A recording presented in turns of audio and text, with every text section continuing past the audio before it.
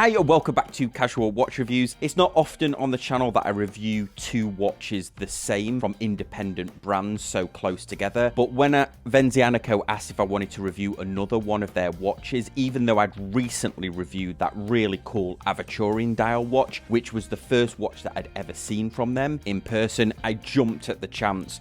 Partly because I was interested to see what they would be doing with their first titanium dive watch, but also because this, for me, ticks off a lot of the things that I love in dive watches.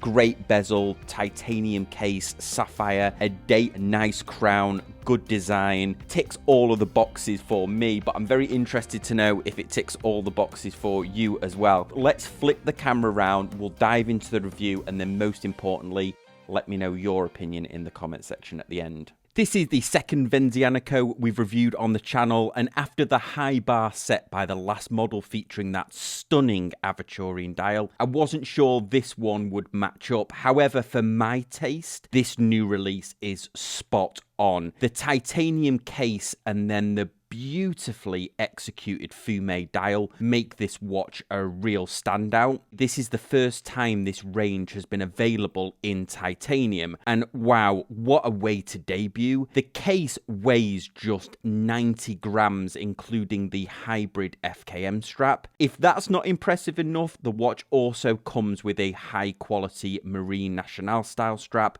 Fantastic bonus that doesn't feel like one of those cheap $20 ones that you can get off Amazon. It feels very high quality. Despite it being almost weightless on the wrist, the watch doesn't lack presence. Its dimensions are decently sized at 42.1 millimeters in diameter and then 45.6-ish with the crown, a lug-to-lug of nearly 49 millimeters, which you can see here spanning my 7.2-inch wrist. That said, those with smaller wrists might want to try this watch on, as it does almost completely span my wrist. The lugs don't really slope down that much either. For a 300-meter diver, 12.8 millimeter thickness is impressively slim, I think. Although I have to admit the case design isn't the most unique, it does carry over the same high level of finishing as the steel version we saw, mainly brushed and then polished chamfers along the edge. The lugs feature a more geometric polishing, adding a distinctive touch. The screw down crown is well shrouded with exceptional grip and proportions, just spot on for what I like. I love dive watches with nicely proportioned crowns. This one is easy to screw in with a nice grip. Bezel is another highlight, made from titanium with a matching titanium insert. I did ask why they didn't use tungsten this time as they did on the stainless steel version, and Alberto, one of the two brothers behind Venezianico, explained that the brushed tungsten didn't look quite right, it looked a bit too cold. Alberto is one of those brand owners who is genuinely passionate about the craft. I'm hoping to get him on the live stream soon, so don't forget to like and subscribe to stay updated.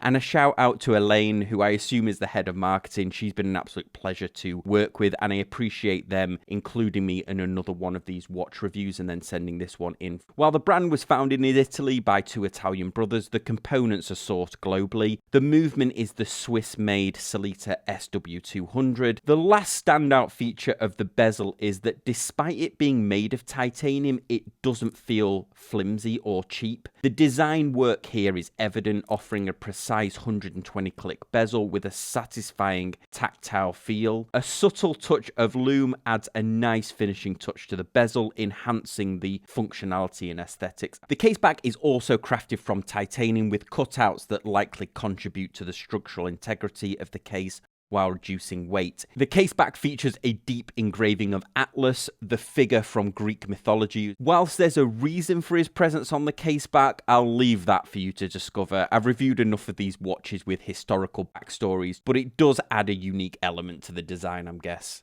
The dial, for my taste, is absolutely stunning. It transitions subtly from a dark black here around the indices to a deep blue towards the center really draws your eye into the dial, similar to that aventurine that drew your eyes into the dial with that sparkle. The applied indices are well executed with nice polish elements, and also the hands are nicely polished and partly skeletonized. While I appreciate the design of the hands, as with the last Venezianico model, I think slightly thicker hands could improve the legibility. What do you think? Let me know in the comment section down below. It's refreshing to see a watch where the titanium case isn't the only standout feature of the watch. Pairing this with this beautiful Lume dial is just a fantastic touch, I think. For Lume, the watch is using BGW9, and it is a decent application of Lume. I especially like the additional Lume that is on the bezel. If I just put it next to an equivalent Seiko model, you'll see that it's not quite on par with an equivalent Seiko model, but it is enough to get you by. I think it is a decent Lume application. We can also see the tic-tac of Lume there on the second hand.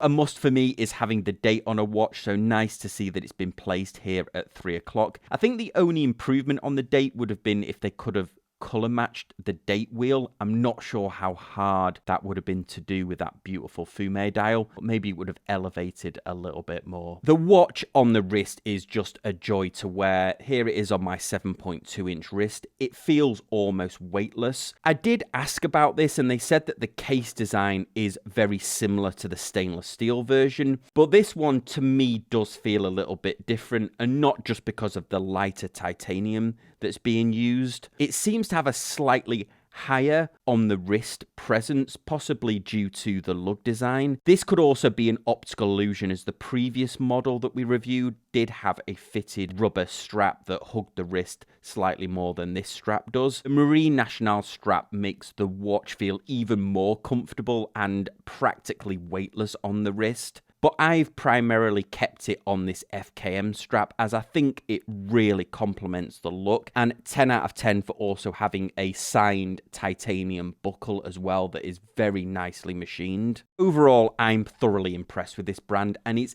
evident they have a passion for watchmaking. This particular model, for my taste, ticks nearly every single box in a diver, making it an easy favorite for my taste. Admittedly, that's probably made me slightly biased in this review. This is just a style of watch that I really enjoy, and having one of these in titanium I think is just a great addition to the line. As you can see, my daily wear here is a Seiko watch, and they do look very similar. This is a style of watch that I really like. More importantly, what did you think? Let me know in the comment section down below. If you're new to the channel, love it if you hit that subscribe button, hit the thumbs up and the bell notification, and I'll see you all next time on Casual Watch Reviews.